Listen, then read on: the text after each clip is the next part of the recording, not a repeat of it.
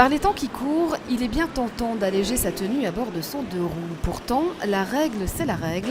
Quelle que soit la température de l'air, les conducteurs de motos et de scooters au-delà de 125 cm3 doivent porter, outre le casque, des vêtements spécifiques.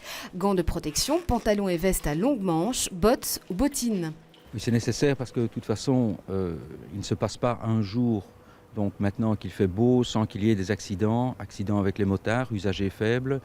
Donc, et il faut qu'ils soient protégés donc, en cas de chute ou lorsqu'ils sont percutés. Le premier réflexe quand on tombe donc, en moto, c'est de mettre les mains pour essayer d'amortir la chute. Si vous n'avez pas de gants, il ne restera plus grand-chose de vos mains par la suite.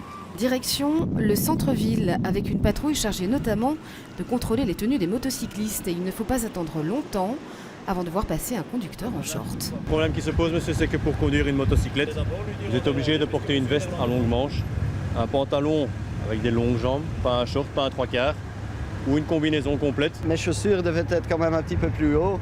Et je sais bien, je faisais une course vite fait, donc c'était pas mon intention d'être si mal habillé non plus. Mais bon, j'étais pas au courant des règles exactes non plus. Vous en voyez beaucoup pour l'instant qui conduisent en petite tenue?